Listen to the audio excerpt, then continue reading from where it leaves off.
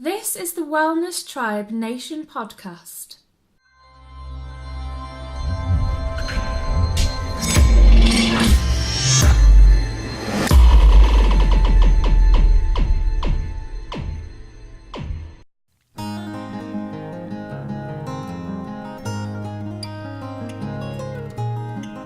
Hello and welcome to the Wellness Tribe Nation. I'm Dr. Jeff Ledwick, and this is the hub for wellness professionals. The mission of this site is to help wellness professionals connect, engage, and create balance and productivity in their life. We're focusing on connecting with each other to help each other take our practices and our life to the next level. So let's get started.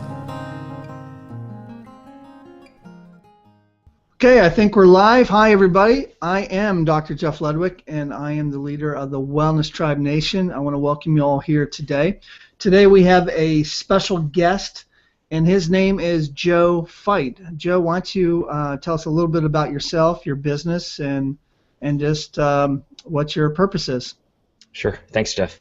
And for the listeners, I guess Joe Fight is my my pseudo name. Real name is Joseph Sheng. And the reason why Joe Fight is I used to be an amateur kickboxer and amateur Thai kickboxer. And in Thai kickboxing, you take the name of your gym as your last name. And my gym is called Fight Fitness. I run a fitness and fat loss facility up in the frigid Toronto, Ontario, Canada. And so we got about 2 locations. And so my gym, Fight Fitness, and that's hence the name Joe Fight. But yeah, that's my business. I run two brick and mortar fitness facilities that use martial arts as a way for people to get into shape, lose weight, and feel a sense of empowerment. I also license out my program as well, so I have other fitness professionals that start their own little small locations as well. So I got a bunch of satellite locations with that as well. Awesome. And how long have you been doing your brick and mortar, and how long have you been working on this licensure type of project you're doing now? The brick and mortar has been open. My first location has been open about 2 years. I just opened my second location for about maybe less than half a year. So pretty short time, I think. With the online thing, with the whole licensing thing, I just really started it. A lot of people were really interested in the whole idea of my program, so I licensed it out to people starting maybe late last year, like a few months ago, only 6 months. Awesome. Well, in our brief conversations before, it just sounds like everything's really booming. I mean, there's definitely an interest. This website, podcast, my venture here is to talk to people who actually have a wellness tribe, and you're, I guess, a little bit through the beginnings of it, right? You've been doing it for 2 years, but you also have an experience. So it sounds like it's something that you're really passionate about. Absolutely. Absolutely. So one of the things I want to get out of this, and for the people I interview, is lessons learned. I mean, we're really not going to talk about, technique on your profession, or if I'm talking to doctors about clinical stuff. That's not what this is about at all. But what we want to do is to just share your experiences. So one of the focuses I want to focus on now is just what I call tribal growth lessons. So the first question I have for you as we get going with this, Joe, is who or what inspired you to become this ninja instructor or be involved in martial arts? What inspired me? I guess, ever since I was a kid, I used to always love martial arts. Kung fu movies. I used to get in a lot of fights too as a kid. So, and I think when I started actually practicing martial arts seriously, I realized how much it changed my life in terms of what I can accomplish, and it gave me a set of, I guess, a feeling of achievement. And I had it in my head that I wanted to, be a fighter. And I thought I wanted to do that, but obviously, I'll tell you the exact story. I was diagnosed with hepatitis C, which is a blood virus, and you can't get cleared for fights. That kind of changed my perspective on things, because the one thing that I loved doing, which was fighting, and I found so much achievement with it, I couldn't do anymore. It was taken away from me. and I had to reassess my whole life. I had to reassess what I was doing, and for the whole year that I had this issue, for the months leading up to the specialist and everything, I sought out nutritionists, naturopaths, holistic nutritionists, anything that could help me and arm me with knowledge so that I could feel some comfort. It's funny, but it was actually a false positive when I went to the specialist. So they actually made a mistake on my blood work, and I always call it was like it was a blessing and a curse, I guess, a blessing in disguise, I'd say, because I realized beyond just the martial arts, beyond just the combat aspect of everything, there's a whole health component to it, whole fitness component to it, and that's what really inspired me to really reach for an audience that not necessarily wanted to be fighters, but wanted to use martial arts and use that technique of use that modality to help them get into shape and feel empowered. Awesome. Well, everyone that I've talked to that's been involved in martial arts, discipline is one of the words that comes to mind. It sounds like, you've that's almost an extension of you and maybe why you've actually built this business. Maybe not. Yeah, absolutely. So looking back, during your first year, and you've only been doing it for a couple years, but what was the top lesson, the number one lesson you learned in your first year of getting this business off the ground? I'd say right now the biggest lesson I'm going through is understanding the numbers. It's one thing to live your passion, and you know what? It's when you're doing something you're passionate about and you love it, you don't think about the little minute details, which are the numbers and what makes a business successful. These days, my focus, as much as my passion is still in the art and helping people, I still feel I've been really focusing on numbers. Things like cash flow, things like sales, all those things that are super important to keep the business alive. Because at the end of the day, I don't do my clients any good if the business doesn't make any money. I don't do my employees any good if they're not getting paid or getting paid what they should be getting, because they're getting better and better at what they do. So at first it was a difficult transition because it was away from the day-to-day stuff where I love teaching, and now I sit back and I kind of make sure in the long term, in the next 2 to 3 years, what can I do to make this business not only survive but be extremely profitable, because I think that dealing with profitable companies for clients in particular, for our tribe, is more important for them because you're always going to grow and you're always going to create more value for them. So that's why I believe it's like those numbers are super important, and that's the number one lesson. Exactly. So you got into this because of passion first. Most people that are involved in wellness, it's about passion.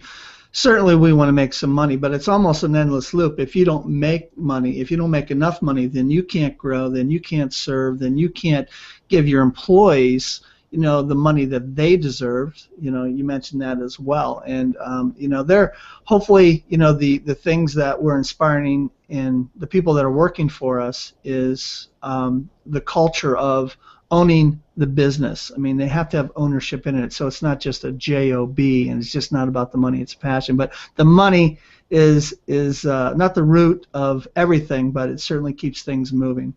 Absolutely. So if you had to pick one weakness that needs improvement right now, what would that be?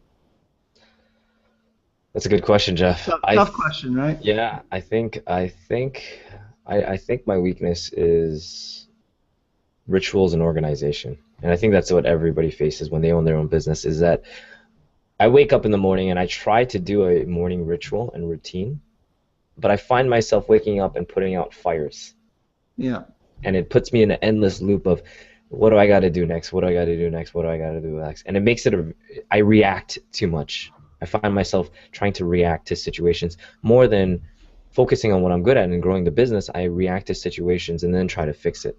Whereas I think that's my biggest weakness, is I don't have, my routine isn't as set out as I want to be. And that's actually one of my goals this year, is to really iron out that routine. It's going to be even harder now with a kid, but we're going to try. Yeah. Well, congratulations. Yeah, your first one's always the most challenging. So if you had to pick one big aha moment, you talked about, this personal thing you went through with the false positive with this blood test, but as far as in your business and taking your tribe to the next level, you're sort of doing that now, where you're licensing out and trying to teach people how to become wellness tribe leaders yourself. What's the big aha moment that maybe boosted you to the next level? You know what? It goes back to the previous question you said about biggest mistake. I think one of my biggest aha moments was that I am a leader. And part of what I did, when I started this business, I kept thinking, how am I going to delegate? How am I going to get out of the business so that it could run on its own? Which essentially is, that is a business when it's running on its own. But instead of delegating, I abdicated. So I gave up. I gave up roles to people that shouldn't have had it, gave them too much power. And the biggest aha moment to me came when I realized that I have to be the guy leading the charge. People work with me, they decided to come on and join my gym, and my team members decided to work with me directly, not somebody else. So my biggest aha moment was that I have to be that leader to lead my team to success. And be clear about what you want them to do so you can delegate rather than, as I know, being a doctor and been doing this for 14 years, it's we tend to do everything ourselves. So what do you delegate to someone else? But at times, if you delegate too much or give them too many rules, like you said, then maybe they're not clear on your vision. So I get it. I definitely get it. So as we move on to our next category, it's called tribal headspace. So what is your why? What is your passion for this whole thing? You already mentioned it a little bit about, it was a natural progression going from, being a amateur fighter into the passion of what you do now. Was there anything else you wanted to add to that? But my why, I think it changes from time to time, but I always have to remind myself why I started this in the beginning, and it was because I liked the idea. And this is actually not my idea, but it was actually a university professor who actually brought this idea up of how safe the world would be if everybody had martial arts experience. And I'm not talking about knowing how to throw a punch or anything like that. Martial arts, I think, teaches people goal achievement. And that's my why. And it actually brought me back to a trip I went to Japan a few years back, and I just realized how different the culture is. And that's a martial arts-based society. They are like the founders of modern martial arts, Japan. And you could see culturally how every person, I guess, takes onus for their own actions. And I think that's what martial arts teaches.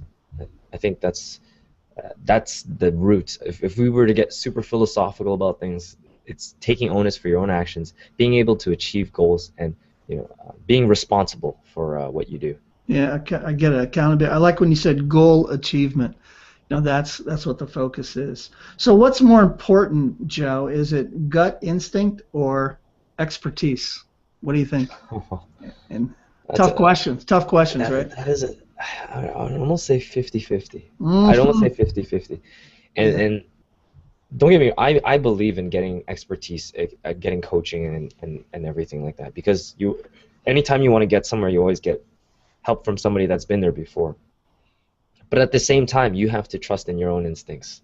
Yeah. And I think in the coaching world, there's sometimes they create a crutch where you have to rely on your coach to tell you exactly what to do. And this goes back to the whole culture of not being responsible and being responsible for your own actions. And having that gut instinct to say, make that. Some things I think you need to do and make the mistake in order to learn it really well. Like, so for instance, like when I talked about not knowing the numbers or abdicating too early, those were lessons no coach could have taught me. No matter how much I wanted to learn it or how keen I was, I had to experience some things. So it's 50-50. That's the answer. Well, you know what? Just so many good knowledge bombs there. I started this whole Wellness Tribe Nation sort of as a selfish thing. I really wanted to, as a chiropractor, as a doctor, I've been to numerous seminars over the years, and it's and I've learned a lot. But I thought, what? There's other wellness professionals that are doing something different, and what I find that's more alike than not is our passion for getting people well, and we all go through the same trials and tribulations. I mean, the same questions that I put down and I'm asking to you are the same questions I ask myself, so I'm really interested in pulling things out, and you're really giving some great answers. So what do you do to stay positive? That's a good question. I think, I had this conversation with my wife the other day, and What did she say? what did you, I know that that's I think it all has to come down to uh, gratitude There and you just go. grateful for the experiences that you're given. It's so funny. The other day I was outside and it's like in here in Canada we're negative what, 20 degrees Celsius. I don't know what that is in Fahrenheit. It's just really cold. And every time I went outside, I was like, man, I hate this cold. Why am I living here? Why am I living here? And then one day when I went outside, I said, you know what? It's amazing that we can experience this kind of cold. I don't think anyone else ever experienced it. And it just changed my mindset, and it just goes to show how powerful appreciation is for things. Yeah, yeah, and how appreciative are just simple things like taking a breath of air in the cold air. It's a lot different, when it's cold out there. I mean, I grew up by Erie, Pennsylvania, years ago. It's cold here today, by the way. It was -10 wind chill here, which is a little unusual. And living up in Erie, I mean, you get a foot of snow, maybe not, certainly not as much as what you get in Canada, but I remember walking because you walked everywhere and just breathing that cold air in, and it's just sort of, it's basically a flashback. I don't know if that was good or not. So, Yeah. well, if you had to pick one word that would, let's say you're meeting a client for the first time, okay, in person, and you're going to go shake their hand, you're going to say hello, and you want to make a difference in their lives. What's one word that's in your mindset when you meet them?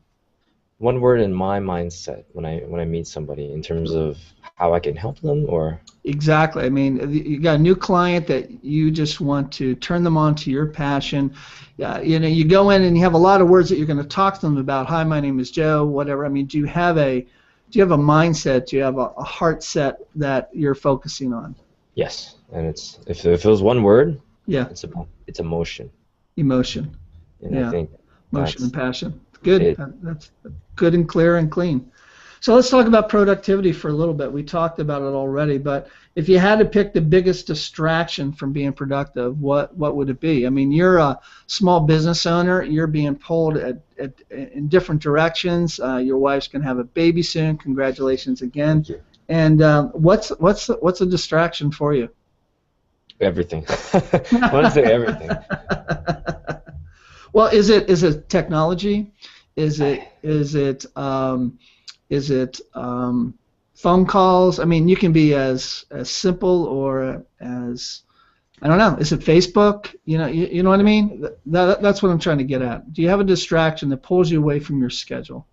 Yeah, yes, I'd say it's distractions. Facebook is a huge one, I think, for everybody, and it's meant to be a it's meant to be a disruptive medium. It's meant to It's be. meant, Yeah. yeah, they're Yeah. meant to, if I have it on, and I have it on because like I have a group that they talk on Facebook and everything, and I have these bleeps, and I just recently turned it off. Actually, I just turned it off yesterday because it bugged me so much. But I think social media and all that is the distraction, and I think it takes away from actual real human interaction. Don't get me wrong; it's done more. I wouldn't be able to meet you or meet anybody if like across the world if we didn't have social media. But at the same time, I think we lose that face-to-face interaction. Whereas I'm trying to reach, and people get lazy with it, thinking that Facebook or whatnot is good enough to You take that know, over. there's two words that come to mind, and I'm on Facebook as well, and I use it for my business, and but it's one of those things I call a time suck. It just all of a sudden you look, it's like 15 minutes gone by, and what have I done? Really, it's a time suck. It just took 15 minutes of my time where I really should have been doing. It's true. I mean, you'll be going through the newsfeed, and then suddenly it's this video that like has this crazy headline that you just want to click on, and you click on it, you're just, what is Yeah. this? Yeah, well, I think next time I ask that question to the next interview, I'm going to say, "What's your biggest time suck?" And Yeah. and try to get their reaction. So, we talked about technology, like social media. What's a productivity app or technology that you actually use daily to keep you on task, to keep you productive? What do you think that might be? I have to say Google Calendar, bar none. And that's probably like one of the first things I do in the morning is I look at my Google Calendar and I plan my day out. Nice, nice, absolutely. Calendars. I mean, if it's not on the calendar, then it's not getting done. So you talked about a routine at the beginning of the day. I mean, you're really trying to work on that. What's that routine now, or what is your goal to be even more productive in that morning? What are some things that what's that routine? Well, when I wake up most mornings, I try to empty out my headspace because I know there's so many things going on that I want to do, and as I wake up, I'm like, I got to do this, this, this, and this. I try to just empty out my headspace, get clear. I try to meditate. I've been starting to do a lot of that, and it's just simple, like 5 minutes meditation. I follow that up with a bit of reading, positive reading. Sometimes I delve into business books, and it takes me through like 1 or 2 hours in the morning, which is bad. So I try to limit myself to about 30 minutes. Then I plan my day out on my Google Calendar, and I just hit the road running with a lot of the stuff. My days have been kind of up and down just because of what changes with the business and everything. Obviously, with the kid it's coming along as well, there's going to be changes. But I used to do my workouts in the early morning. Now I've had to change it to the mid-afternoons. What time are you getting up? Usually, most mornings these days, about 6 a.m. 6 a.m. Would you like to go earlier? I would like to go earlier. But the problem is, because of my other location, I have to be up there late, like 9 o'clock. It's about 30, 40 minutes away from my home. So Yeah, you need to have balance and routine. Well, it sounds like you're working at it, and you're obviously successful. And as we talk about productivity, as I study people that are successful, or maybe doctors that, not that they're better doctors, but maybe they get more things done, or wellness professionals such as yourself. And the people I see that are successful, the word that comes to mind is no. They know how to say no, and I think that's important. I try to practice that as much as I can because you want to be everything to everybody. And what I found out is when I say no to somebody, I actually can serve more people. I don't know why that is, but maybe some of the people are a time suck, and or maybe I'm not delegating. But that's just a little tidbit I want to throw in there. So let's talk about tribal advice. What's your best advice to give for someone who wants to do a startup? Obviously, you're trying to teach people, right? That's one of the things you're trying to get off the ground. What would you do to save time, advice in your particular profession? If you want to talk about your niche, then so be it. I think it's we talked about it a little earlier. Is getting a coach.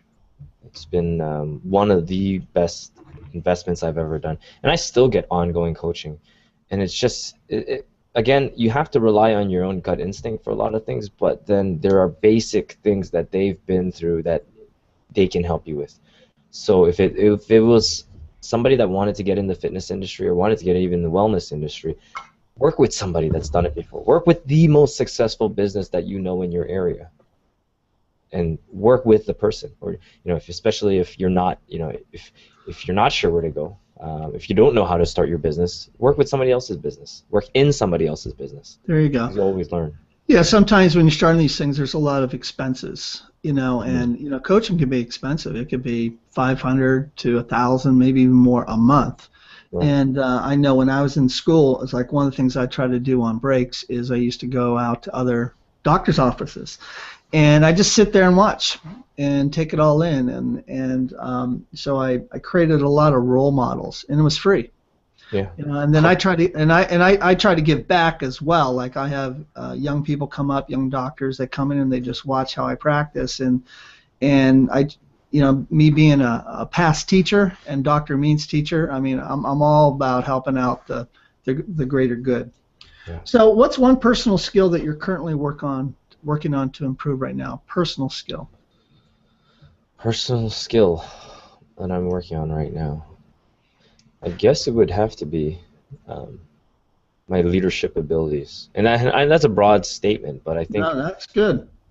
I think you want to lead with vigor, and you want to lead with people by bringing people up. I think that's one skill that now that I have a bigger and bigger team, I want my team members to look to me to be the leader and help them bring them up, because I know if they're successful, I'll be successful. Yeah. Yeah, it's kind of like just because you're good at what you do personally, meaning not running a business, but maybe in martial arts, doesn't necessarily you would be a a good leader of them. It's kind of like I'm a swimmer. Just because you're a good competitive swimmer doesn't mean you can teach it. And Absolutely. it's a different set of skills. And with that, leading, being clear, you're talking about building your culture is really what you're trying to do, and people buying into the system. So they definitely have to. There's trust, all those things that bind right into it. So what book are you reading right now, or is there a book that you would recommend that would, or a series of books or anything like that is really moving you in the right direction? Yeah, there's a few. I think since the invention of the Kindle, it's been easy to split books and not finish them. But two that I'm reading particularly at nights are this book called Nudge and Multipliers. Multipliers. Tell them what Nudge is about. Nudge is about, it's when people decide things, they're not, like, say for instance, when people look to buy something, it's not that we're giving them, like, this is what you should buy. We're nudging them into a certain direction. There's a few examples in the book. I just can't think of any right now. Yeah, that's fine. Blank. But buying decisions aren't like automatic that people, I want this. Mm-hmm. Like when people set out to decide to buy something, they're nudged in a certain direction by the way something is set up. Obviously a cereal, cereal's placed at eye level for the adults, whereas the kids' cereal's on the bottom, things like that. Yeah, got it. And then the multiplier, is that about just relationships or yes? Marketing? So Multiplier is actually a really neat book in that they say that the best leaders are those that multiply people's talents. Like the best leader, there's this quote in the very beginning of the book. It was talking about I think it was the two prime ministers of Britain. One would, when you finish talking and speaking with them, you'd think that they were the smartest person in the world. But the other person who became the prime minister, when you finished talking with them, you felt like you were the smartest person in the world because of how they make you feel and how they multiply your talents.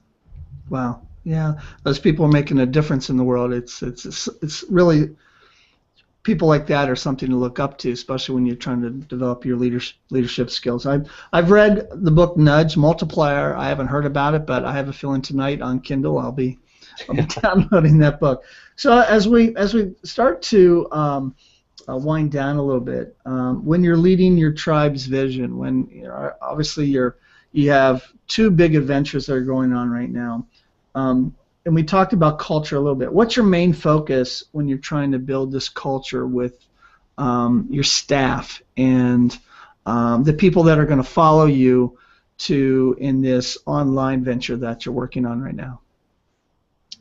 The culture that I'm trying to build, that's a good question. I think, the most important thing is that there's a thing, in Japanese they call Kaizen, where we improve 1% every single day.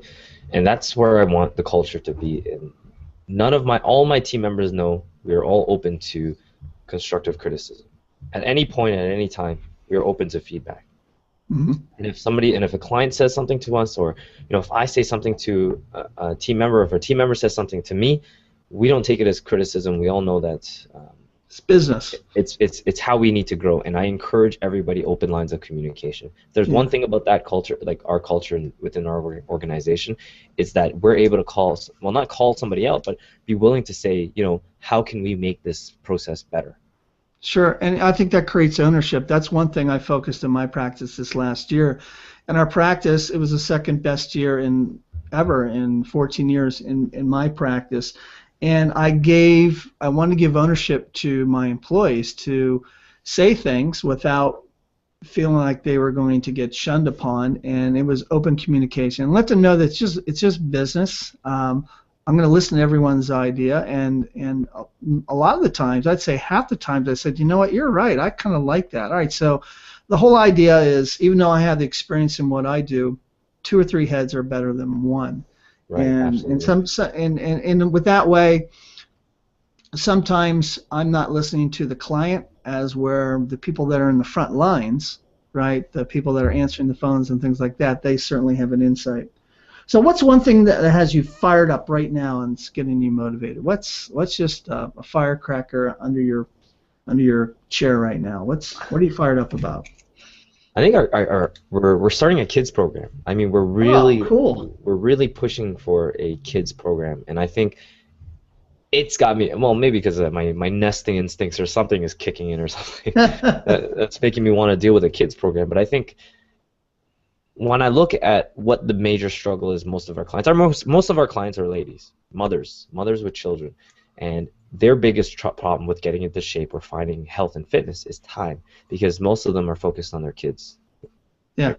And they can't, and they feel bad, and I hear this all the time. They feel bad that they have to leave their child at home while they go work out and focus on themselves. And they shouldn't, because I always tell them, the mother, you are the foundation of the household. And if you're not in shape, you don't have the energy to keep going, the family suffers.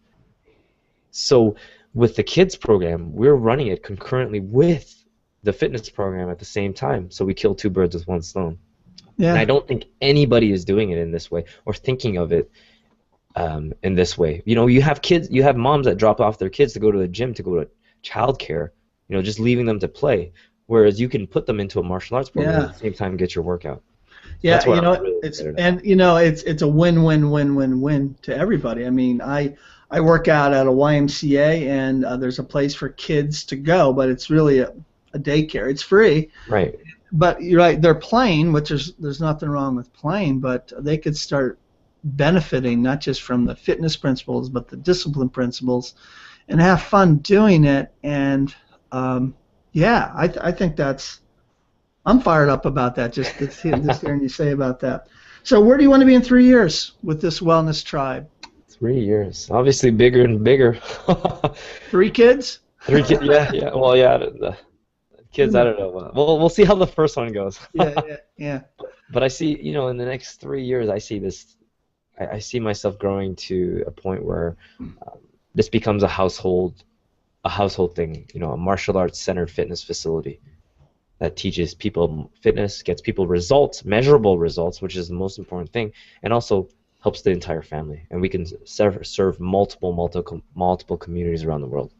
Yeah. So it sounds like it's family based, it's community based, and just taking where you are now and just take it to the next level. Well, you know, it sounds like you're doing an awesome job. I know the work it took for me to get my practice off the ground, and there's many people that I went to school with didn't make it through their first year, and not that I was an expert in anything, but one thing that was behind me was just my passion. I didn't even think about, well, maybe I did think about failing. Maybe that was the drive that's like, you know, I'm going to get through this. But there's a lot of people in your business too that try to start a fitness center, right? You have all these $10 places popping up around us. I don't know about you, and then you're dealing with value and things like that. So, you know, kudos to you. It sounds like you're doing an awesome job. And you and I have had conversations before. I just really appreciate you and what you're doing to build your wellness tribe and really make a difference in the health and wellness of our nation, your nation, just the world. I think in this age of children, as you mentioned before, where we have 70% of our children are either obese or overweight. You know, it's pretty simple. You know, you exercise, you move, and you watch what you eat, and all the other things that you focus. And this is a great modality, and you're just doing an awesome job, Joe.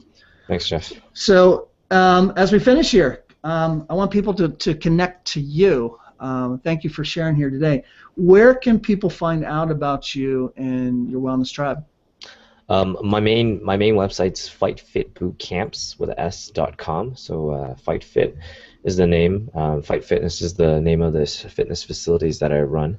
And I actually have my own podcast as well, where we talk to different fitness professionals and wellness professionals, called the NinjaEntrepreneur.com. Awesome. Well, I encourage everyone to go to both of your websites and check out your podcast as well. You're doing some really neat things there, and I really look forward to just in the time that I've been around you. I've known you for, I guess, a little bit over a month now, and I've seen us both grow, and it's important that we encourage each other. So thanks, Joe, and thanks, Jeff. We'll see you.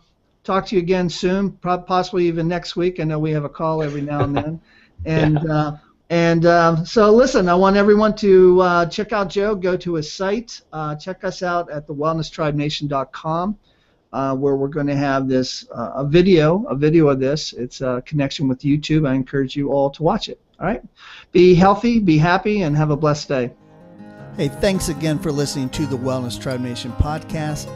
I am your host, Dr. Jeff Ludwig, and it has truly been an honor and a privilege sharing these stories from other wellness professionals from around the world. If you'd like to connect with other wellness professionals, check out our website at wellnesstribenation.com and become a fan on our Facebook page at Wellness Tribe Nation. We look forward to seeing you next time.